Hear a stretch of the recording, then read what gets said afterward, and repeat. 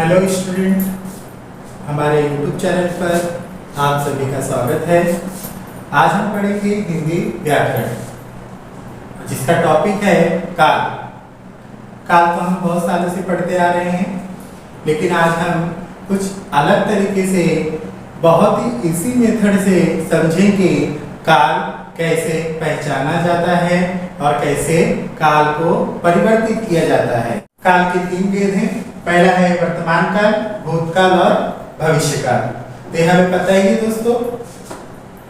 हम इसके टाइप्स पढ़ेंगे और पहचानेंगे।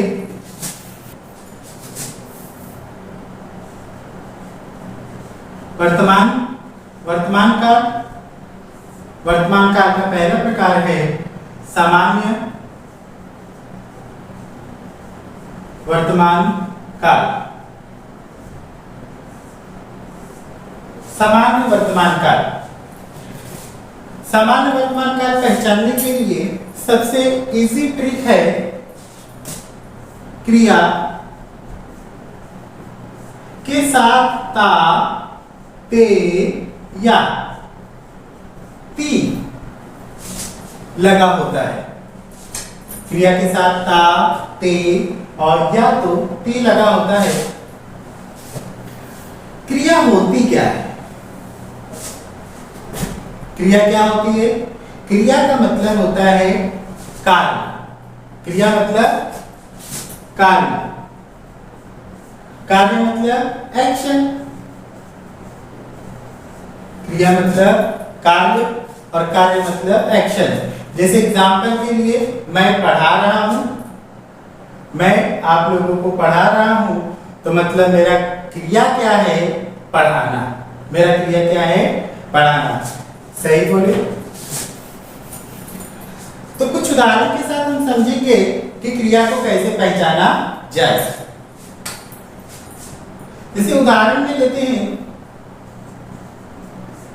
पहला उदाहरण, रमेश पत्र लिख रहा है। रमेश पत्र लिख रहा है। अभी इस वाक्य में क्रिया कहां पर है? रमेश क्या काम कर रहा है? लिखने का काम कर रहा है। रमेश पत्र लिखने का काम कर रहा है, तो जो लिख है वही हमारा क्या है? क्रिया। तो स्टूडेंट्स, हमें यही पता करना है वाक्य में कि क्रिया कहां पर लगी है। क्रिया करने का जो समय है वो क्या है। अगर क्रिया हम पता कर लें तो हम आसानी से काल को पहचान सकते हैं।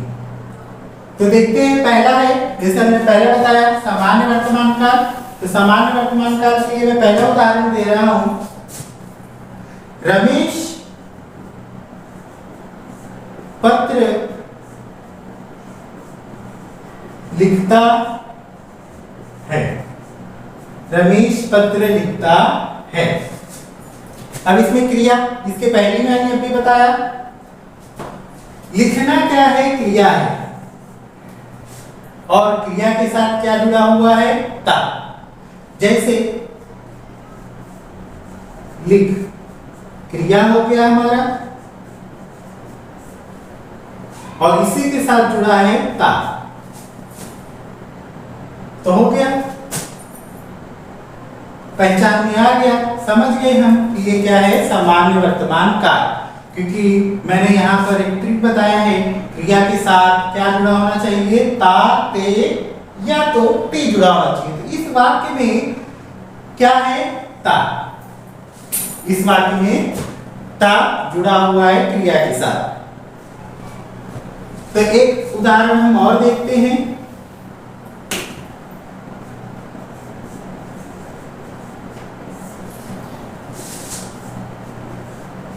लता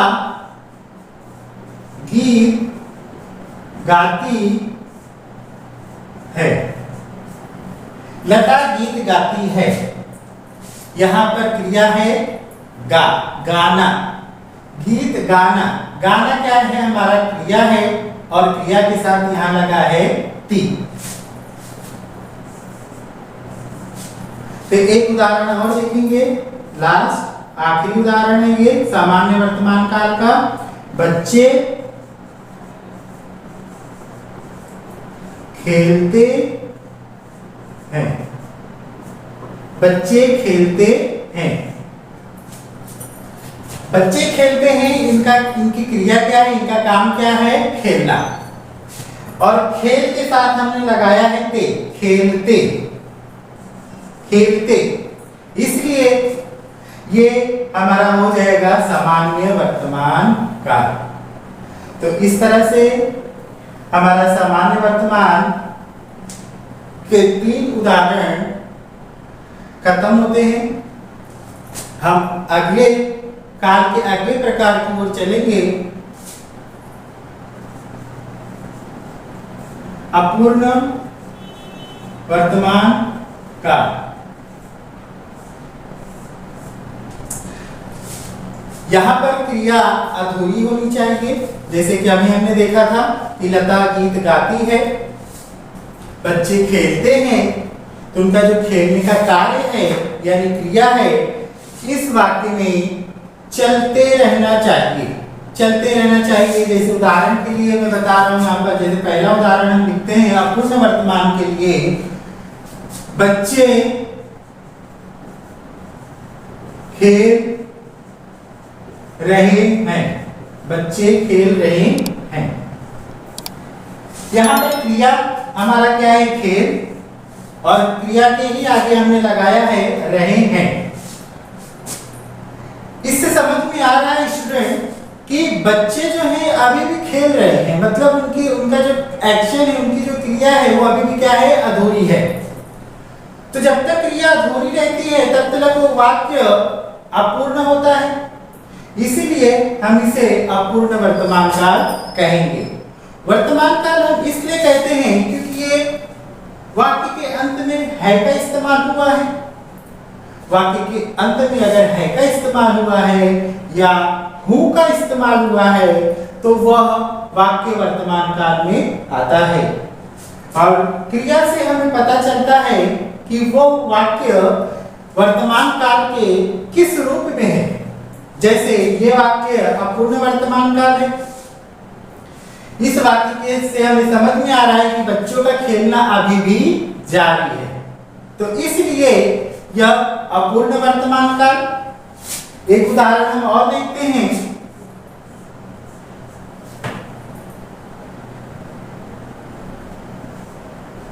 लता गीत गा रही है। लता गीत गा रही है। यहां पर क्रिया जो है गाना है, लता अभी भी गीत गा रही है, इसका मतलब उसकी क्रिया यानी उसका काम अभी भी अधूरा है। तो अगर वाक्य पढ़ने से अगर हमें समझ में आ रहा है कि काम अधूरा है, क्रिया अधूरी है, तो हम उसे अपूर्ण वर्तमान काल कहेंगे। एक उदाहरण और देख लेते हैं, इसके बाद में एक ट्रिक बताऊंगा आप लोगों को, ताकि आप उसे अच्छी तरह से समझ जाएं कि अपूर्ण वर्तमान काल को हम पहचाने कैसे। रमेश पत्र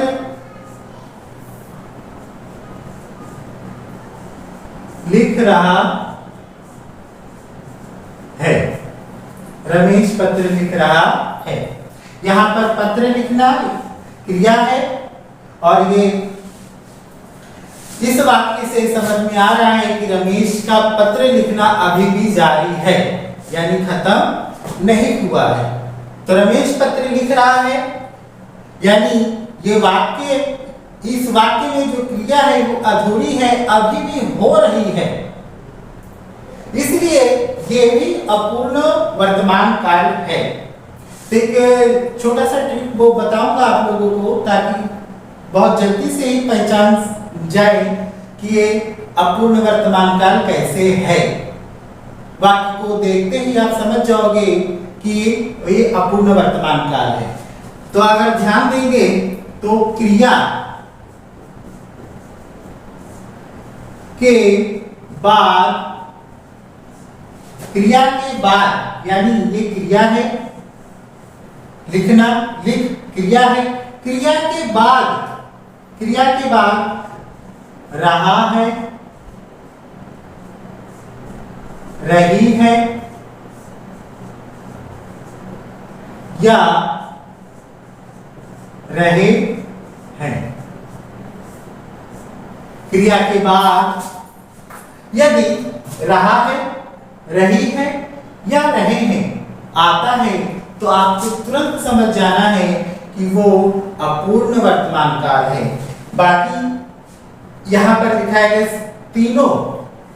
तीनों उदाहरण में भी देख सकते हो। जैसे यहाँ पर क्रिया है, क्रिया के बाद क्या है, रहे हैं, क्रिया के बाद क्या है, रहे हैं। यहाँ पर गीत गा, गाना क्या है, क्रिया है और क्रिया के बाद रही है। यहाँ पर भी क्रिया क्या है, लिख, लिखे यानी लिखना, और इस क्रिया के बाद क्या है, यहाँ पर रहा है। तो बच्चों आप आसानी से समझ सकते हो इसको कि ये अपूर्ण वर्तमान काल कैसे होगा। क्रिया के बाद अगर रहा, रही, रहे आता है तो हमें समझना है कि वो अपूर्ण वर्तमान काल है। तो आई होप आप लोग अच्छे से समझ गए होंगे। अगर नहीं समझा होगा तो आप मुझे कमेंट बॉक्स में मैसेज करिए, वापस से समझा दूंगा। ओके, तो हम नेक्स्ट पढ़ते हैं आगे। अपूर्ण वर्तमान काल के बाद आता है हमारा पूर्ण वर्तमान काल। तो देखते हैं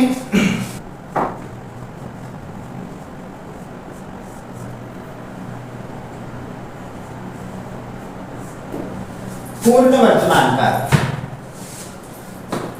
पूर्ण वर्तमान काल पढ़ के ही समझ में आ रहा है कि ये पूरा हो गया होगा, यानी इसकी जो क्रिया होगी, काम होगा, एक्शन होगा, वो पूरा हो गया होगा। जैसे उदाहरण के लिए रमेश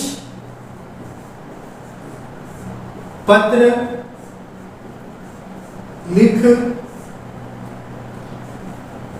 चुका है। रमेश पत्र लिख चुका है। यहां पे रमेश का पत्र लिखने का जो कार्य था, यानी जो क्रिया थी लिखना, वो पूरी हो गई है।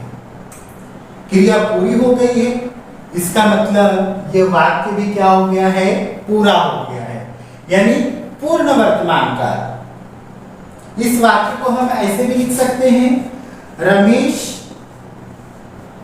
ने पत्र लिख लिया है।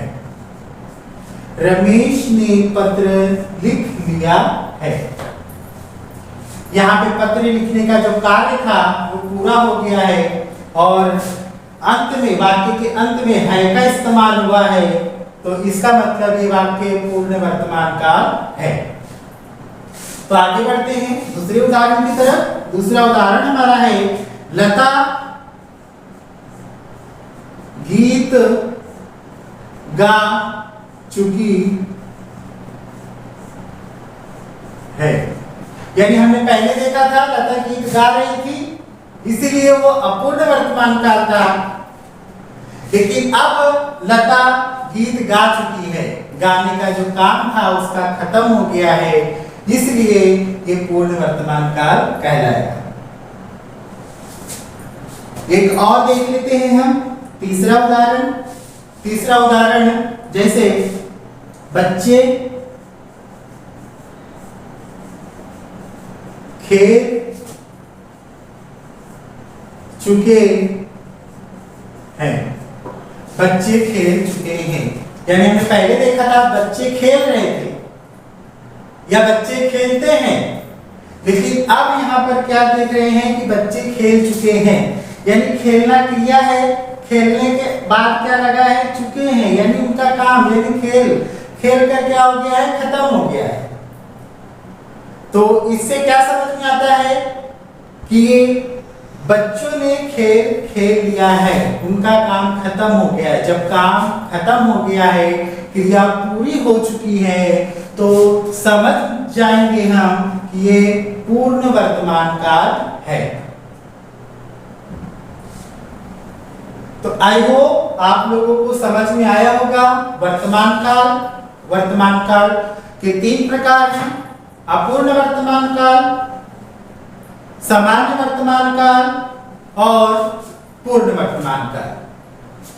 तो काल के अगले भेद की तरफ हम बढ़ते हैं, जो भूतकाल है। स्टूडेंट्स, भूतकाल का मतलब है पास्ट टेंस, यानी जब भी हम कोई बात बोलते हैं या किसी से बताते हैं और वाक्य में हम था का इस्तेमाल करते हैं, था, थे, थी का इस्तेमाल करते हैं, तो वह वाक्य हमारा भूतकाल होता है। भूतकाल के भी अलग अलग प्रकार हैं, यानी जैसे हमने वर्तमान काल में देखा, वर्तमान काल के 3 प्रकार थे, तो यहाँ पर भूतकाल में भी 3 प्रकार हैं। तो भूतकाल के 3 प्रकार जो हैं वो इस तरह हैं। जैसे पहला है सामान्य भूतकाल, और दूसरा है अपूर्ण भूतकाल, और तीसरा है पूर्ण भूतकाल। तो इस तरह से भूतकाल के भी 3 प्रकार हैं। तो हम इसके ऊपर भी चर्चा करेंगे। सबसे पहला हमारा जो भूतकाल का पहला प्रकार है वो सामान्य भूतकाल है। स्टूडेंट्स याद रखो, सामान्य भूतकाल में था, थे या थी का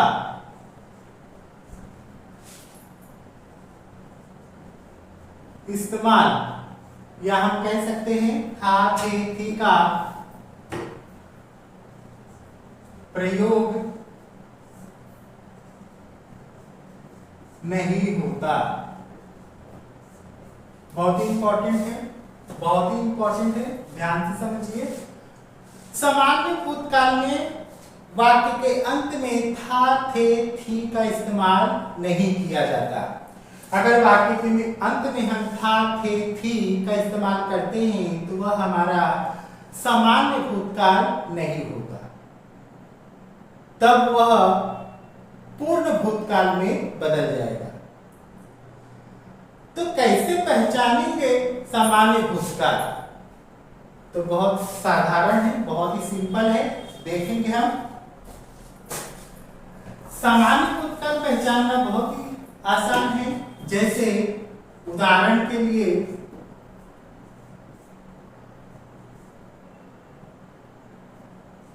लता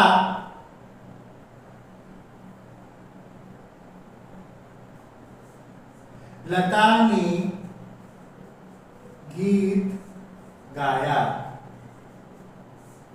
लता ने गीत गाया। यहां पर भी गीत गाने की जो क्रिया है, यानी गीत गाने का जो काम है वो पूरा हो गया। भूतकाल में जो बातें हो गई होती हैं हम उसी की चर्चा करते हैं, उसी के बारे में बोलते हैं। तो यहाँ पर लता ने गीत गाया, इसका मतलब उसकी क्रिया पूरी हो गई है, तो वो भूतकाल बन गया। लेकिन कौन सा भूतकाल? सामान्य भूतकाल। क्यों सामान्य भूतकाल? इसे पहचानने का बहुत ही अच्छा तरीका है कि इस वाक्य में हमने कहीं पर भी था, थे, थी का इस्तेमाल नहीं किया है। मतलब वाक्य के अंत में हमने था, थे, थी का इस्तेमाल नहीं किया है, इसलिए यह सामान्य भूतकाल है। दूसरा एक और उदाहरण देखते हैं। जैसे रमेश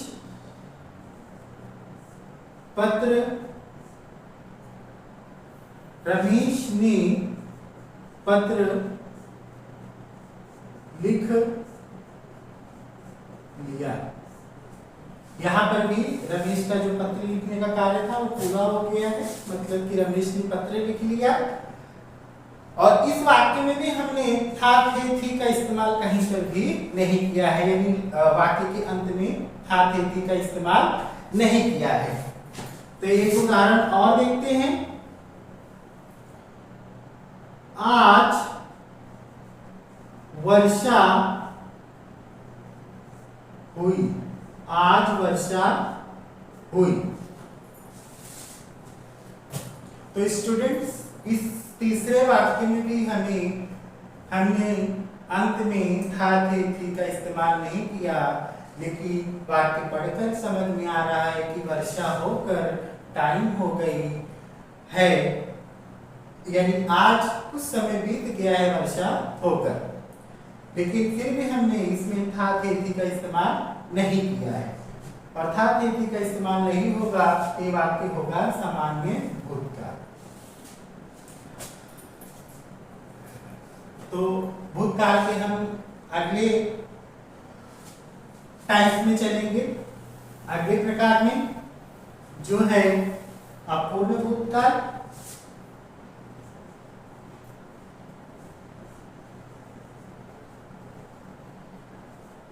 अपूर्ण भूतकाल में क्रिया के बाद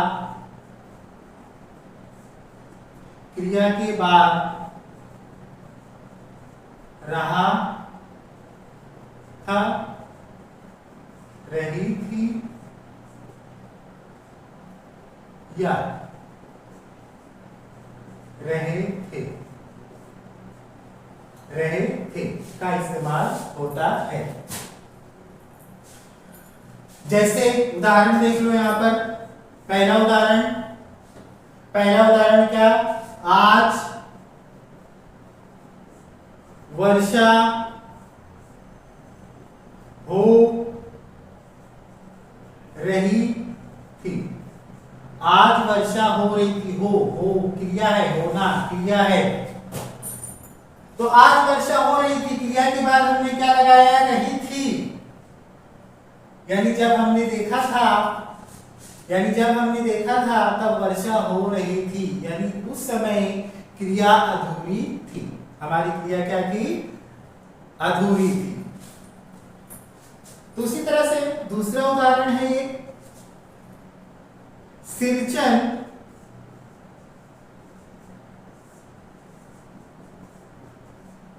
शील पाटी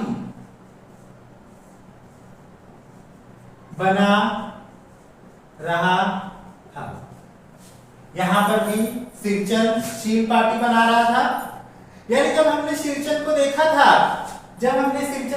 था तब वो शील पाटी बना रहा था, यानी इसका जो क्रिया है, उसका जो काम है वो क्या था? अधूरा था। यहां क्रिया के बाद हमने क्या लगाया? रहा था। क्रिया के बाद क्या लगाया है? रहा था। यहां पर भी मैंने बताया था कि क्रिया के बाद अगर रहा था या रही थी, रहे थे अगर आता है तो क्या होगा? अपूर्ण भूतकाल। तीसरा सबसे आसान है, हमने पहले भी बनाया है, पहले भी देखा है, सामान्य भूतकाल में। चलिए इसके बाद तीसरा उदाहरण है, तीसरा, मां खाना बना रही थी।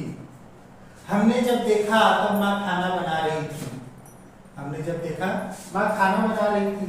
यानी मां जो काम कर रही है खाना बनाने का, वो तब उस समय क्या था? अधूरा था। तो क्रिया के बाद यहाँ रही थी आया है, इसका मतलब ये वाक्य क्या है हमारा?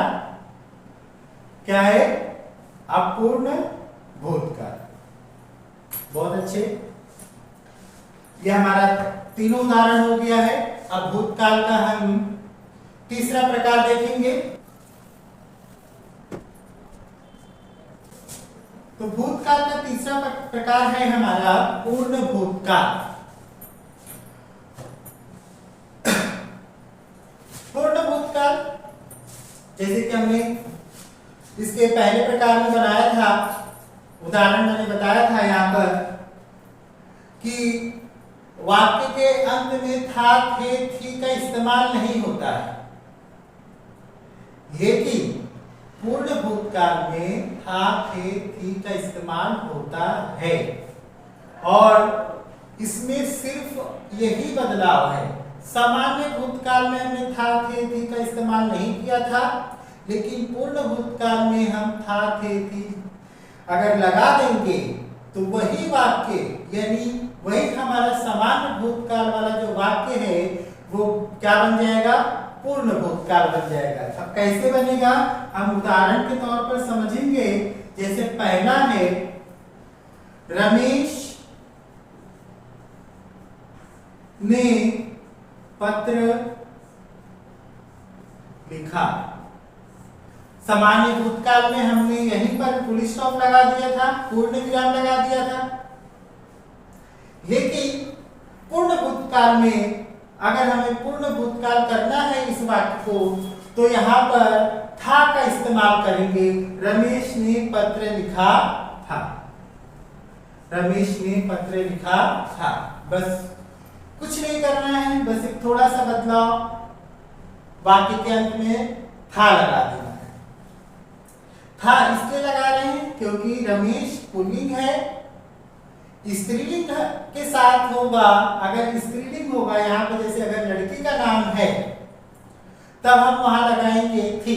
जैसे लता, लता एक स्त्रीलिंग है, लता लड़की है। लता ने गीत गाया,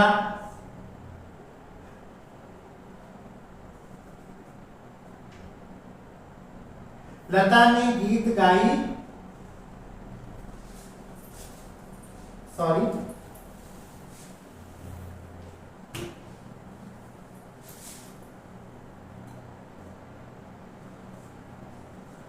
लता गीत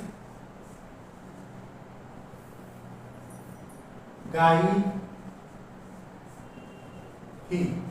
लता गीत गाई थी यानी लता ने अपना काम कर लिया था।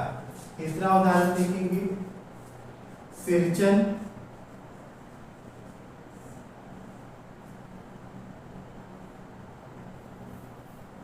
सिरचन ने शील पार्टी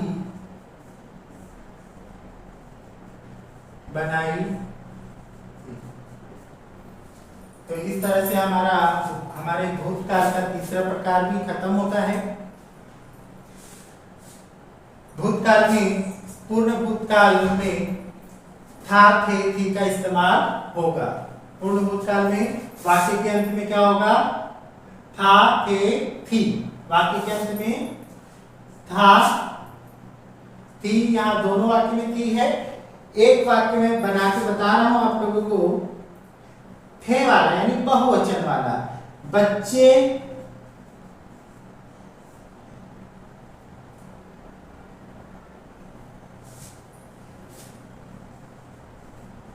बच्चे खेले थे, बच्चे खेले थे, बच्चे खेले थे। अब ये बच्चे बहुवचन है इसलिए हमने यहाँ पे थे का इस्तेमाल किया। अब काल का तीसरा प्रकार देखेंगे।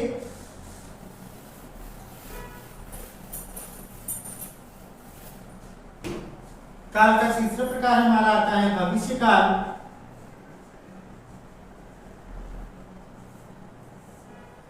भविष्य काल में एक ही प्रकार है, भविष्य काल के 3 प्रकार नहीं है, क्योंकि भविष्य जो है वो आने वाला होता है। भविष्य आने वाला होता है इसलिए भविष्य का एक ही प्रकार है, सामान्य भविष्य काल। सामान्य भविष्य काल। और सामान्य भविष्य काल भी पहचानना बहुत ही आसान है। जैसे क्रिया के साथ गा, गे, गी। क्रिया के साथ गा, गे, गी का इस्तेमाल होगा। क्रिया के साथ गा, गे, गी। उदाहरण के लिए देखेंगे हम भविष्यकाल यानी सामान्य भविष्यकाल का उदाहरण देखेंगे हम। पहला उदाहरण हमारा है रमेश पत्र लिखेगा। स्टूडेंट्स, रमेश पत्र लिखेगा, इसका मतलब रमेश ने अभी तक पत्र नहीं लिखा है, रमेश भविष्य में पत्र लिखेगा। यानी क्रिया के साथ क्या लगा है? गा। और मैंने बताया है क्रिया के साथ क्या लगा होगा? गा, गे, गी।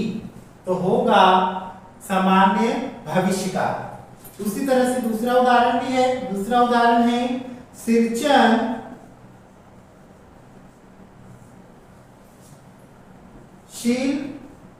शील पार्टी बनाएगा। शिक्षक शील पार्टी बनाएगा। क्रिया क्या है? बनाना। बनाने के साथ क्या लगा है? गा। तीसरा उदाहरण भी देख लेते हैं। बच्चे खेलेंगे। खेलना क्रिया है, यानी बच्चे जो है वो भविष्य में खेलेंगे। बच्चे भविष्य में खेलेंगे। अभी तक बच्चों ने खेला नहीं है, तो इससे समझ में आ रहा है ये सामान्य भविष्य काल है। तो स्टूडेंट्स, आप लोगों को समझ में आया होगा आज का हमारा लेक्चर, या हमारा टॉपिक। हमारा टॉपिक आज का था काल। काल के 3 प्रकार होते हैं। अगर आप लोगों को अच्छा लगा हो, समझ में आया हो, तो आप हमारे चैनल को सब्सक्राइब करिए और बेल आइकन को दबाइए। Thank you.